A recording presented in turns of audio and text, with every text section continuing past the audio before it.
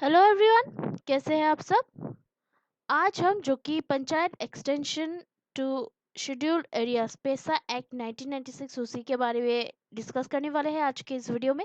ये जो पैसा एक्ट है वो क्या है और इसमें मतलब क्या क्या इसमें इसके अंडर क्या क्या आता है, क्या क्या नहीं आता है और इससे क्या लाभ होता है, तो इन सभी के बारे में जो है हम आज के इस वीडियो में डिटेल में डिस्कस करेंगे, जो कि आपके एग्जाम पॉइंट ऑफ व्यू से बहुत ही इंपॉर्टेंट होगा और जो भी आप कम्पिटिटिव एग्जाम्स के लिए प्रिपरेशन कर रहे हैं उन सब के लिए भी बहुत ही फायदेमंद होगा। तो इस वीडियो को जो है अंत तक ज़रूर देखिएगा और अभी तक अगर आप लोगों ने हमारा चैनल सब्सक्राइब नहीं किया है तो प्लीज़ सब्सक्राइब कर लीजिए और साथ ही साथ बेल आइकन भी दबा दीजिए ताकि आपको अगला नोटिफिकेशन मिल सके। और चलिए आज का ये जो डिस्कशन है वो अभी शुरू करते हैं, लेकिन अगर उससे पहले एक बात कि आप लोग जो है हमारे इस वीडियो को एंड तक देखने के साथ साथ प्लीज़ लाइक करना मत भूलिएगा। तो चलिए आज का ये जो डिस्कशन है वो अभी शुरू करते हैं।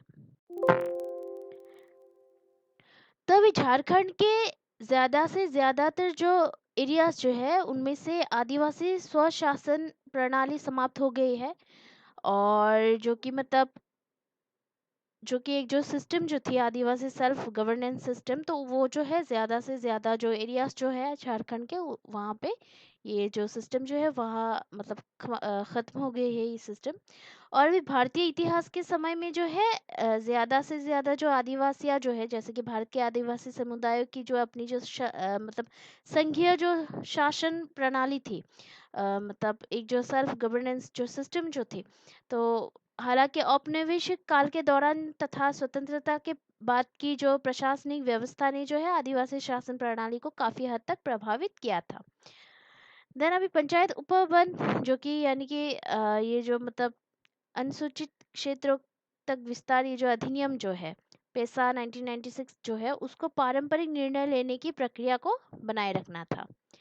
तो अभी ये जो है ये मतलब इस झारखंड की जो जनजातीय जो शासन प्रणाली जो है इसकी जो केस स्टडी है वो क्या है, थोड़ा सा उसके बारे में जानते हैं।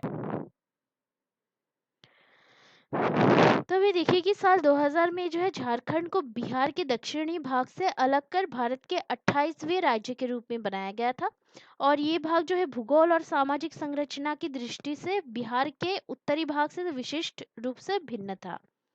तो अभी इसमें जो है 32 जो विभिन्न जनजातियां हैं जिनमें से 9 विशेष रूप से कमजोर जनजातियां समूह यानी कि पीवीटीजी शामिल है। 2001 की जनगणना के अनुसार जो है संथाल जो कि 34% है, उरांग जो है 19.6% है, मुंडा जो है 14.8% और जो कि हो जो है 10.5% संख्या के मामले में जो है प्रमुख जनजातियों में से ये है। तो अभी राज्य में जो है प्रमुख जनजातीय समुदायों में जो है संपूर्ण सामाजिक व्यवस्था को 3 कार्यात्मक स्तरों में संगठित किया गया था। पहला जो था ग्राम स्तर पर है, दूसरा 5-6 ग्राम स्तरों के समूह में तथा तीसरा जो था वो सामुदायिक स्तर पर। तो अभी निर्णय लेने की इन प्रक्रियाओं को जो है जन केंद्रित और लोकतांत्रिक माना जाता था। हालांकि महिलाओं को जो है ज्यादातर ऐसी प्रक्रियाओं में भाग लेने की अनुमति नहीं थी। तो वे उनकी अपनी जो शासन प्रणाली थी जो कि जाति व्यवस्था के विपरीत गैर श्रेणीबद्ध थी। प्रत्येक आदिवासी गांव में जो है स्वशासन की जो मतलब मतलब खुद की जो मतलब सेल्फ गवर्नेंस सिस्टम जो है इसकी मूल इकाई के रूप में जो है ग्राम परिषद होती थी। तो ये जो मंच जो है अभी प्रशासन संसद और न्यायपालिका से संबंधित सभी मामलों के जो लिए है निर्णय लेने वाले इकाइयों मतलब निकायों के रूप में ये काम करते थे। प्रशासनिक मामले जो है गांव के सामान्य जैसे कि भूमि जंगल और जल निकाय श्रम साझाकरण कृषि गतिविधियों धार्मिक आयोजनों और त्योहारों आदि के रखरखाव से संबंधित थे, इससे रिलेटेड थे ये जो प्रशासनिक मामले जो थे। और उसके बाद आता है संसदीय मामले, तो ये जो थे वो मानदंडों और अलिखित कानूनों और पारंपरिक मूल्यों को बनाए रखने और इसके अलावा भी जो व्याख्या करने से जो है उससे रिलेटेड थे। देन उसके बाद आता है न्यायपालिका के मामले, तो ये जो थे वो अभी अलिखित मानदंडों और मूल्यों द्वारा निर्देशित संघर्ष अनुशासनात्मक कार्रवाइयों आदि उनके प्रबंधन से रिलेटेड थे। तो उसके बाद आता है कि व्यवस्था का क्रमिक पतन। तो साल 1947 यानी कि 1947 में जो है बिहार पंचायत राज व्यवस्था बीपीआरएस की शुरुआत के बाद जो है ये आदिवासी पारंपरिक शासन प्रणाली कमजोर हो गई। गैर आदिवासी क्षेत्रों को जो है ध्यान में रखते हुए बीपीआरएस का जो गठन किया गया था, अभी परिणाम स्वरूप जो है इसके गैर प्राथमिकता और उपेक्षा के कारण पारंपरिक शासन प्रणाली की प्रक्रिया प्रभावित हुई। तो ये जो है ये औद्योगिकरण, आदिवासियों के विस्थापन और जो कि शहरीकरण जो है उससे बढ़ गया था। तो अभी ये तो हमने जो कि इसकी जो केस स्टडी जो है tribal governance system of Jharkhand उसके बारे में जाना। तो उसके बाद आता है पंचायत उपवन, ये जो पेशा जो एक्ट जो है ये क्या है।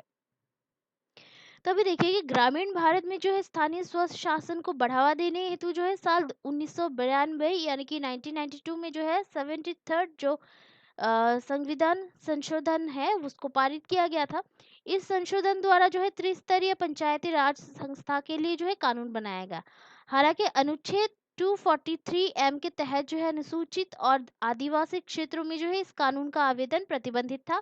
साल 1995 यानी कि 1995 में जो है भूरिया समिति की सिफारिशों के बाद जो है भारत के अनुसूचित क्षेत्रों में रहने वाले जो लोग जो है उनके लिए स्वशासन जो कि मतलब सुनिश्चित है उसको करने सुनिश्चित करने हेतु जो है पंचायत उपवन अनुसूचित क्षेत्रों तक विस्तार विधेयक 1996 यानी कि पेशा को जो है अस्तित्व में लाया गया था। तो अभी पेशा ने जो है ग्राम सभा को पूर्ण शक्तियां प्रदान की, जबकि राज्य विधायिका पंचायतों और ग्राम सभाओं के समुचित जो काम जो है उनको सुनिश्चित करने हेतु जो है एक सलाहकार की भूमिका में थे। अभी सॉरी भूमिका में है। तो पेशा को जो है भारत में आदिवासी कानून की रीढ़ माना जाता है। पेशा निर्णय लेने की प्रक्रिया की पारंपरिक प्रणाली को जो है मान्यता देता है और लोगों की स्वशासन की जो भागीदारी है सुनिश्चित करता है। ग्राम सभाओं को जो है कुछ जो शक्तियां और कार्य जो है वो प्रदान किए गए हैं, जैसे कि भूमि अधिग्रहण, पुनर्वास और विस्थापित व्यक्तियों के पुनर्वास में अनिवार्य परामर्श का अधिकार, पारंपरिक आस्था और आदिवासी समुदायों की जो संस्कृति है उसकी संरक्षण, लघु वन उत्पादों का स्वामित्व, स्थानीय विवादों का समाधान, भूमि अलगाव की रोकथाम, गांव के बाजारों का जो है अभी प्रबंधन है, शराब के उत्पादन, आसवन और निषेध को जो है नियंत्रित करने का अधिकार, साहूकारों पर जो है नियंत्रण का अधिकार है, अनुसूचित जनजातियों से संबंधित कोई भी अन्य अधिकार इसमें शामिल है। मतलब तो अभी पैसा जो है इससे रिलेटेड कुछ इश्यूज भी है, तो वो क्या है। तो अभी राज्य सरकारों से जो है अपेक्षा की जाती है कि वे जो है इस राष्ट्रीय कानून के अनुरूप में अपने जो अनुसूचित क्षेत्रों के लिए जो है राज्य स्तरीय कानून बनाए। इसके परिणाम स्वरूप जो है पैसा आंशिक रूप से जो है कार्यान्वित हुआ है। आंशिक कार्यान्वयन ने आदिवासी क्षेत्रों में जो है जैसे कि झारखंड में स्वशासन को खराब कर दिया है। कई विशेषज्ञों ने ये दावा किया है कि पैसा स्पष्टता की कमी, कानूनी दुर्बलता, नौकरशाही, उदासीनता, राजनीतिक इच्छा शक्ति की कमी, सत्ता के पदानुक्रम में परिवर्तन के प्रतिरोध आदि के कारण सफल नहीं हुआ है। तो ये सब असफलता के कारण है इसके। अभी राज्य भर में जो है किए गए कुछ जो मतलब सोशल ऑडिट में जो है ये भी बताया गया है कि जो कि वास्तव में जो है विभिन्न विकास योजनाओं को ग्राम सभा द्वारा केवल कागज पर अनुमोदित किया जा रहा था। वास्तव में जो है चर्चा और निर्णय लेने के लिए जो है कोई बैठक नहीं हुई थी। तो ये था पेशा एक्ट के बारे में।